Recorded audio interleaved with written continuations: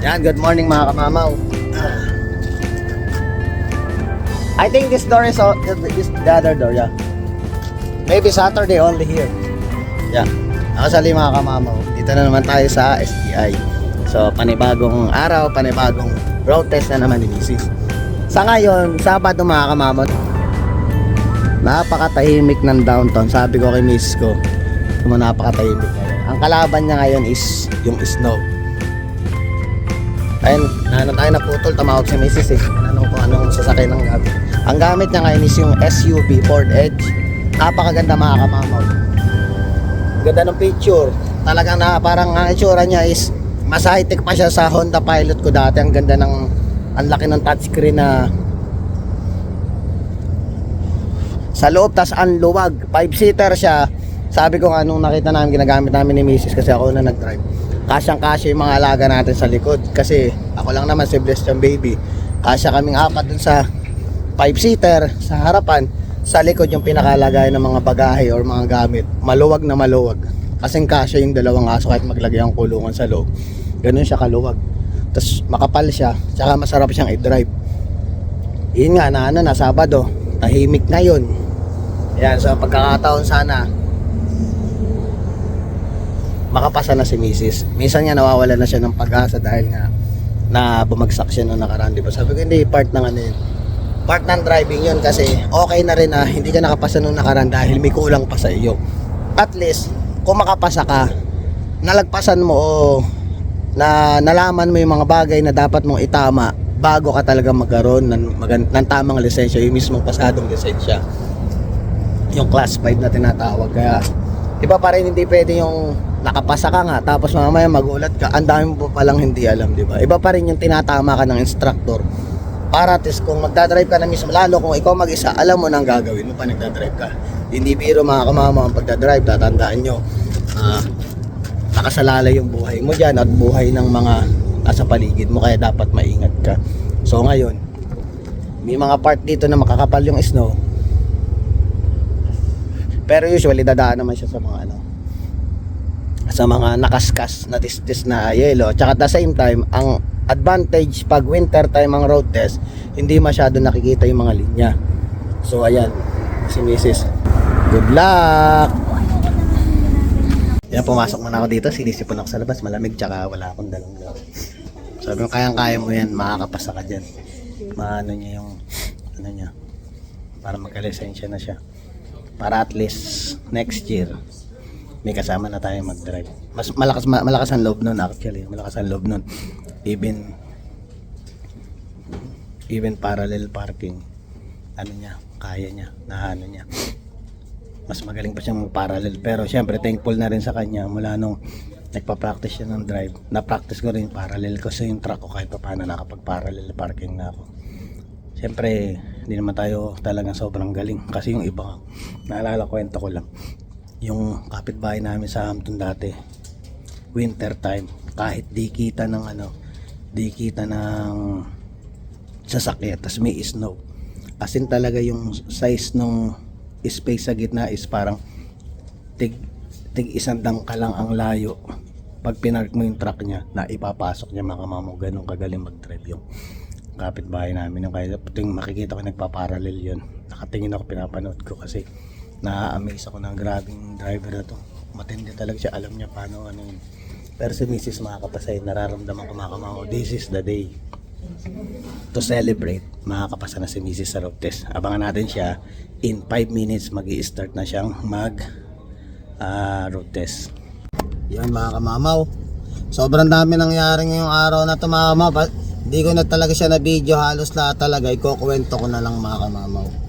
Kukwento ko na lang yung buhay ng isang kamamaw ngayong araw na to. Sobra, talagang na-stress talaga ako. Sobrang na-stress ako mga kamamaw talaga. Hanggang ngayon hindi pa ako nakaka-move on sa nangyari. So ang pinag-usapan natin kanina is yung sa driving ni Mrs. So unfortunately hindi na naman siya nakapasa, pero okay na yon. Malungkot na kami dahil hindi nakapasa, di ba? Mas matindi pa nangyari mga kamamaw. So ngayon sinoli na namin yung sasakyan, binalit na namin. Eh syempre, one day lang natin narkila yung sasakyan, di ba? Ang nangyari mga kamamaw, usual katulad kasi nitong sample nitong sasakyan na to, naka-setup na siya. Pag binuksan mo siya, iilaw yan, di ba? So pag nilock mo na siya at pinatay mo na yung makina, iilaw yan, tapos mamamatay. Ang nangyari dun sa sasakyan na inarkila namin mga kamamaw, ang expect ko kasi mamamatay yung ilaw dahil may pinihit kasi ako dun eh. Kumbaga ba, pinihit ko siya para magkailaw yung harapan, kasi nung nakita ko, napansin ko, nakapatay yung ilaw. So binuksan ko siya kasi nga winter, madilim eh. Madilim ang paligid, kailangan may ilaw nga sa may harapan. Eh ang problema mga kamama, yung susing inarkila ko is inilagay ko na sa box. Kumbaga sinoli ko na. Nagkataon kasi ngayon, Saturday, sarado tong Enterprise. Sa Lunes pa sila magbubukas. So inagis ko na yung box, which is wala nang balikan para kunin ko yung box. Pasensya na ako, napapayose ko talaga, na-stress ako kanina. So yun na, inagis ko na ba. Nagtataka ako, hindi na mamatay yung ilaw. So na-realize ko, syempre, may pinihit ka kanina, pinihit mo lang siya para bumukas. Kailangan mo pa palang, ano yun, ibalik. Based dun sa pagkakaano, kasi nag-uusap din kami ni Mrs. kanina about dun sa nangyari sa road test niya. Parang nawala sa naisip ko na ibalik yung ano. So ina, nakabukas ang ilaw. Tumawag ako ngayon sa Enterprise. Naghanap ako ng Enterprise ngayon na bukas. So may bukas naman sa airport. Nagpunta ako dun. Sinabi ko nga yung nangyari. Tapos sabi niya, i-check niya sa manager niya kung magagawa ng paraan. Kung hindi siya sure. So ibig sabihin, ayokong umuwi mga kamamaw at mag-stay ngayon sa bahay para enjoy ko yung day off ko, kasi nga talagang gusto ko pa nagde-depo, gusto ko nagpapahinga lang ako, gusto ko nanonood lang ako ng TV, gusto ko yung wala akong iniisip, gusto ko ma-experience sa loob ng isang linggo, may isang araw ako na parang relax yung utak ko, dahil syempre pagod din tayo sa trabaho. So yun na, hindi ako nakampante, nag-research ako, hinahanap ko yung Enterprise Emergency. So tinawagan ko Enterprise Emergency. May mga na-experience tayong bad experience dun sa mga nakausap natin customer service. Meron namang nakatulong, which is kukwento natin ngayon. So tumawag ako dun sa isa. Sabi ng isang customer service, sinabi ko nga, which is may point naman siya na sinabi niya kasalanan ko, nakalimutan ko. Pero yung sasabihin niya sa akin na you should pay $148 per day dahil masisira yung baterya niya, madidiskarga. So kailangan i-recharge pa, which is okay lang naman kung talagang ganun ang mangyari. Ang point ko, hinihintay ko sa kanya kasi customer service siya, naghahanap ako ng tulong. Imbis na parang, o sige, titingnan natin kung mayroong mga ibang paraan para mabuksan yan. Sinabi lang niya, now you should pay $148 per hour. Tapos binabaan ako ng telepono. So syempre ang pakaramdam ko, sabi ko, syempre nai-stress na yung tao, dinagdagan mo pa. So nagtry pa ako sa iba, na may nakausap ako na Pilipina. Nagpapasalamat ako, nakalimutan ko yung pangalan ni ate. In-explain niya, tapos in-explain ko sa kanya yung experience ko. Parang na-upset din siya na dapat hindi ganun ng way ng pakikipag-usap sa tao, at tapos binabaan mo pa. So may binigay siyang number, ang dami nang binigay na number, hanggang sa dumating sa point na para bang yung kala ko yung Enterprise na tinatawag na emergency napunta na sa CAA company para mga nagtotow. Sa sobrang dami ko nang iniisip, kumbaga ba, hindi na pumapasok kasi English yung kausap mo eh. Hindi na pumapasok lahat ng sinasabi mo. Napunta na doon, na sa CAA, natutulungan kita, nasan yung location mo, ganito. Sinabi ko punta na lang sa Enterprise sa may roadside, na baka sakaling magawang paraan na expect ko na mabuksan yung box. Kasi iniisip ko kasi Enterprise yun na baka may chance sila mabuksan nila yung box doon para kunin yung susi at para ma-unlock ko at mapatay ko yung ilaw, kasi igaganon ko lang yung button eh. So dumating na yung CAA. So siyempre mapapaisip ka, CAA Enterprise yung inano ko eh, tinawagan kong number. So good thing pala mga kamamo, kahit pa paano yung CAA nakatulong. Pero may risk yung nangyari kanina, na which is tama din naman yung CAA na employee, na kaya kong buksan yung sasakyan mo. Kaso nga lang syempre high tech nga yung sasakyan, hindi ko na nga napakita eh. Actually hindi ko na dapat i-vlog, pero para ma-share nyo rin yung bad experience na nangyari sa akin, sabihin natin in short, parang katangahan ko na rin o mali ko na rin na nangyari. So kaya ako ginawa tong vlog na to. So ayan na, inano na niya, nabuksan niya kasi natatakot siya kung mabubuksan niya, kaya niyang buksan eh. Inano niya sa bintana, kumbaga ba sa mga napapanood mo sa TV, galing, kumbaga first time ko nakakita, hindi ko na talaga siya binidyo dahil hindi ko naman alam na magbablog pa ako ngayon. So ayun, nabuksan na niya yung pinto, pero alam ko na video ata ni Mrs. Sakaling mailagay ko yung video ni Mrs. habang nandun kami sa may harapan ng sasakyan. So yun na, nasungkit na niya, nabuksan niya.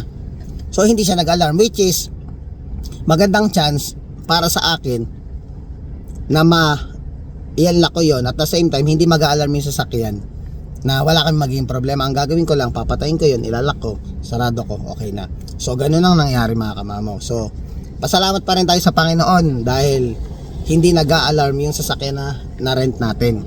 So naisarado natin ng maayos yung sa ilaw, dinouble check namin, namatay yung ilaw nung nilak namin, umalis kami, maayos yung sasakyan. So yun lang, experience lang sa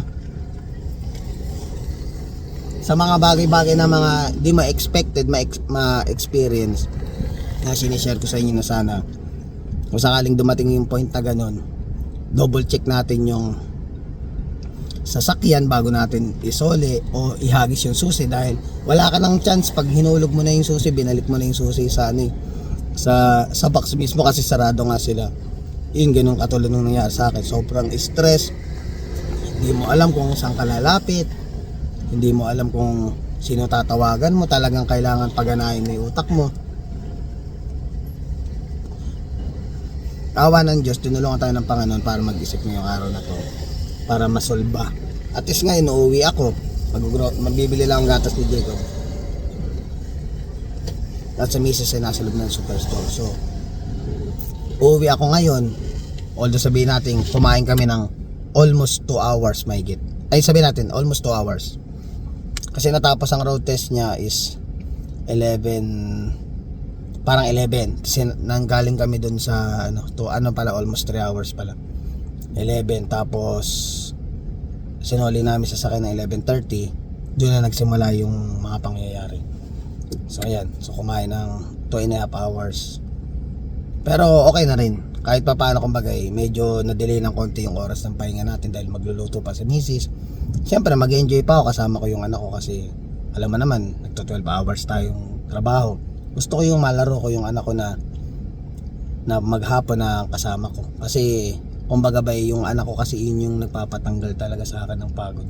Baka mamanis, sabi ko isang ngiti mo lang yung pagod ng daddy nawawala. So ayan, na-share ko yung kalokohang nangyari sa akin na sana aral na sa akin sa next time hindi ko na uulitin kasi nagkataon talaga kasi nag-uusap kami may discussion kami ni Mrs. hanggang sa hindi ko na namalayan lahat. So maging sa akin na maging parang alerto, usually alerto ako pero nagkataon talaga siguro yung senaryong ito is aral sa akin na doblehin ko pa yung pagiging alerto ko sa mga bagay-bagay para hindi na mangyari ganito. Kasi ang alam ko, charge tayo ng $78 ng CAA. Pero tinanong ko dun sa kasi nga bala ko, sabi kasi nung nakausap ko, magbabayad daw ako ng $78. Instead dun sa sinasabi kanina nung customer service na $148 a day, 2 days yun, so 300 yun, plus tax pa yun. So ayan, $78. Sabi niya, libre naman kasi tinawag naman sa CAA or something na di ko alam kung paano ang pag-ayos nung payment method nung sa CAA na nagpunta doon para sa service niya. Well, malalaman ko kung sa charge nung inarkila nating sasakyan is doon papalo yung $78. Pero okay na rin, even ma-charge tayo, at least hindi yung $148 per day. Tapos yung ngayon, iniisip mo pa kasi syempre hindi mo naman sasakyan yun. Ako kasi talaga pag hindi ko sasakyan, maingat ako. Okay lang sana kung sasakyan ko, ngayon na ganun, walang problema, masira man. Ako yung hindi natin alam kung magkano pa ibabayaran natin kung sakaling masira yung sasakyan, diba? Pero kahit sabihin natin may bayad tayong insurance, di naman natin masasabi kung yung part na nangyari kanina is sakop ng insurance, yun hindi natin alam. So yan, sa akin, aral, sobrang aral talaga mga kamamaw. Yan na tayo bababa na para makita niyo yung napaka ngayon, sobrang lang slow. Yung kay Mrs. kanina kasi ang nangyari is parang binaan daw siya, yan kwenta natin para mababa yung lang natin. kwento natin ano. Ito na yung susi, hawak ko na. Baka mahal ako eh. Pero ano ka naman yung pin code nito eh. Kabisado ko na. So, yun na. Parang nangyari, nung nag-road test siya kasi first time niyang mag-drive o road test sa snow. So, hindi kasi masyado nakapag-drive si Mrs. sa snow. Di ba niya na-experience? Ngayon lang. Na-experience siya. Maano naman siya kasi nung nagpa-practice kami, okay naman siya. Naturo ko naman yun. Dapat ituro kay Mrs. eh. Kamusta po? Bablog ko yan. So yun na nga, tinuro ko na. Nagkataon na, tatapat talaga siya sa mga may higpit. So yun na. Ang ginawa, imbes na padaanin mo na siya sa road, dinaan siya dun sa mga looban. Which is yung looban na hindi talaga kita yung ano, katulad yan, no, sample. Ayan, dinaan siya sa ganyan na empty talaga, walang sasakyan, tas puro snow talaga. So parang ang nangyari, doon siya hindi pinasa ng instructor na masyado daw siyang kinakain niya yung ano, masyado daw siyang kinakain niya yung mga linya.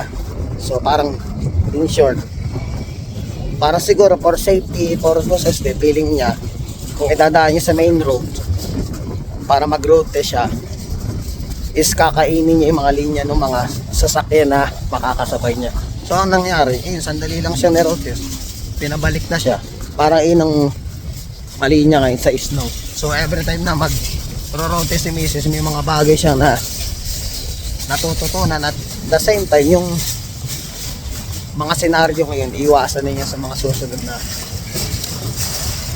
pagkakataon. So talagang swertihan lang at medyo maikit talaga ngayon ng ano.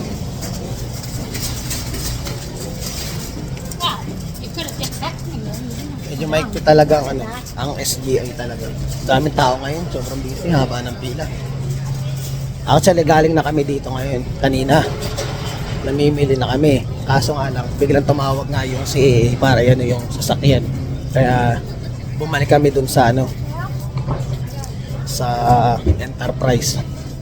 So yun na, sabi ko nga kay Mrs. baka mag-road test na lang siya next time sa ano na lang, sa summertime na lang ulit. Dahil may mga bagay pa tayong dapat asikasuhin after nito kasi inuna ko lang talaga siya na mag-road test bago ko gawin yung plans ko. So ngayon usapan namin sa ano na siya mag-road test sa summertime. Pero for sure sa summertime makakapasa na siya. Medyo na-upset lang siya dahil nga hindi na naman siya nakapasa, pero that's part of ano eh. That's part of journey. Kailangan talaga yung matutunan yung mga bagay-bagay. So yun mga kamama, hanapin ko muna si Mrs. Kaka-stress mga kamama yung araw na to. Pero wala, that's part of ano eh. That's part of life.